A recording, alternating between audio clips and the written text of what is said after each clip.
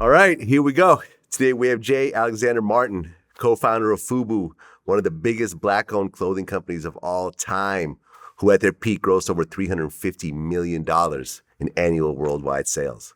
Welcome to VladTV. Oh man, this is crazy. This is a long time coming. Yeah, man. We've known about each other for a while, but this is the first time we're actually meeting. Yeah, that's crazy, right? This is your first time here as well. Yeah. So I want to get into the whole story. Let's start in the very beginning. Let's go. Born and raised in Queens, New York. Mm-hmm. Your dad has an interesting story. He worked for the Depository Trust Company his whole life. Mm-hmm. So I actually looked them up. They settle hundreds of trillions of dollars Facts. of basically transactions worldwide. Mm-hmm. Hundreds of trillions of dollars. Mm-hmm. Yeah, so I knew about money way back when. Oh, yeah. Real money. Real money. Real serious money. And I guess your dad started as a clerk. Yep. And worked his way up to Vice president. Vice president. Yeah. Exactly. Yeah. And your mom had a secretarial business. Yep. So you kind of grew up in a family of entrepreneurs. Yeah, and it's funny you add that. I was actually adopted. So Right. I got adopted into that family.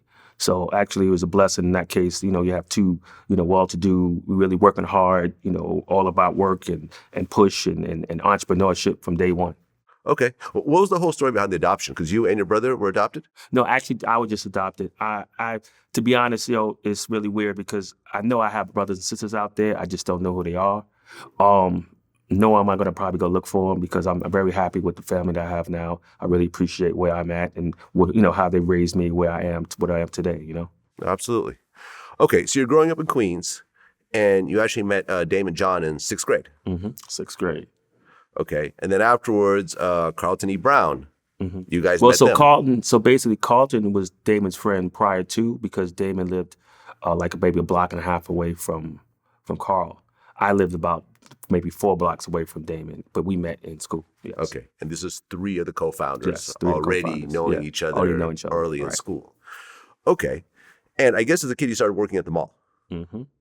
Well, like any other kid that time, you either get a job, a paper route or something like that. But I chose to kind of go to the mall and try to get a fashion job. Okay, and you started buying clothes with that money. Yeah. So because you had to be what they call quote unquote fresh Right. back then. If you wasn't fresh, it wasn't good for you. You know what I mean?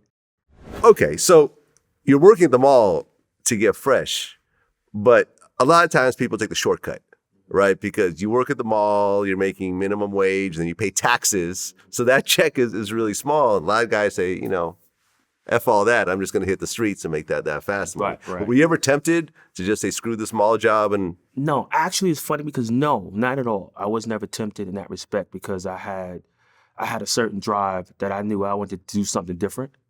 I always felt like, that was fast money. I'd rather get it a different way. Mm-hmm. And it's funny, it's also a lot of the guys that I've known from back then, I see them now and then they're like not necessarily well-to-do or not really okay and either getting out of jail or, have ailments, just really messed up. And I see them today and I'm like, man, I wish I would have just stuck to what, you were doing or stuck to something else. Because in the end, you can get it today, but then I'd rather have it tomorrow because that's more longevity. Most people just, especially today with social media and things like that, you just want to fly off and be it. But then again, it's almost like a slingshot. You go through all these particular problems and go through all this to try to get something going. And when you let it go, you go real far, and I'd rather have it, like I said, in the end versus now, Okay, so you're going to school, you're making a little bit of money, working at the mall, and then there's a co-op program that you started doing. Yeah. Daymond was part of this program too? Daymond was in the co-op program, yes. Okay. Yes. And what was that program like? Well, the co-op was more so like you go to school one week and then you work 1 week. So we would have like such liberties as just kind of not having to go to school. We can go to school late.